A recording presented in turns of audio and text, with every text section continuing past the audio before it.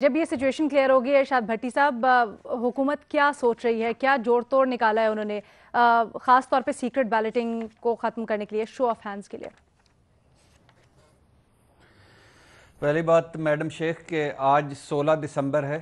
آج کا دن ہمیشہ یاد رکھنے والا دن ہے اور سیکھنے والا دن ہے. آج ہمارا ملک ٹوٹ گیا تھا اور ہم نے آدھا ملک گنوا دیا تھا، مگر یہ سب سے دکھ کی بات یہ ہے کہ کسی نے کچھ نہیں سیکھا، سب ویسے کے ویسے ہی ہیں. آج کے دن زندہ قوم اگر ہم ہوتے تو آج ماتم کرتے، روتے اور آج بیٹھتے سارے مل کر کہ ہمارے ساتھ کیا ہو گیا ہے. لیکن چونکہ ہم مردہ قوم ہیں اور اس مردہ پرست ہیں، اس لیے آگے دوڑ پیچھے چوڑ کوئی کسی کو فکر نہیں ہے. دوسری بات میڈم شیخ کہ یہ حکومت یہ جو سینٹ الیکشن ہے 16 ایک دسمبر مہینہ پہلے 2014 کرانے کے لیے، جو حکومت ایک مہینہ پہلے یہ جو کروانے جا رہی ہے الیکشن، یہ کوئی اس کے لیے سپریم کورٹ نہیں جا رہی.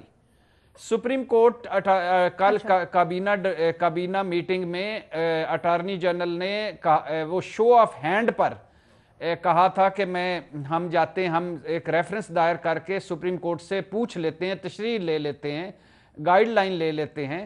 اور وہ اس لیے کہ وہ ان کا کہنا تھا کہ آئینی طور پر کوئی اس کی قدغن نہیں ہے، قانون سازی سے، عام قانون سازی سے یہ ہو سکتا ہے، لہٰذا وہ سپریم کورٹ جا رہے ہیں.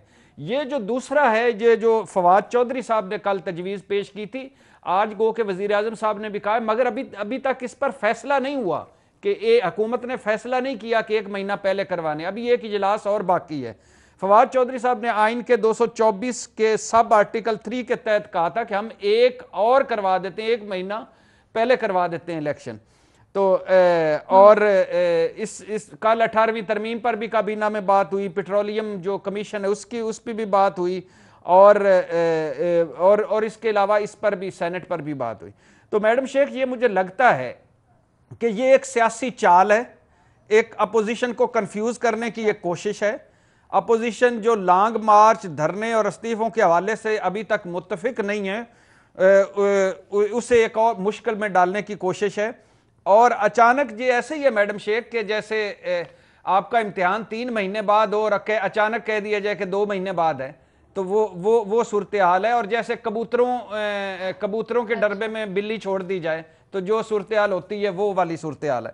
اب بات یہ میڈم شیخ کہ اصل میں بات یہ ہے کہ یہ ابھی حکومت نہیں فیصلہ کرے. حکومت جائے گی، اگر حکومت نے آج یا کل کے اجلاس میں فیصلے پہ پہنچ گئی تو یہ الیکشن کمیشن میں جائے گی، اور الیکشن کمیشن پھر آگے ڈیسائیڈ کرے گا کہ یہ ایک مہینہ پہلے کروانے چاہیے کہ نہیں کروانے چاہیے. اور دوسری بات میڈم شیخ کہ فرض کر لیں یہ فیصلہ ہو جاتا ہے فروری میں الیکشن کا، تو اس میں اپوزیشن کو کیا تنگی کیا ہے، تکلیف کیا ہے، بکھلاٹ کیا ہے؟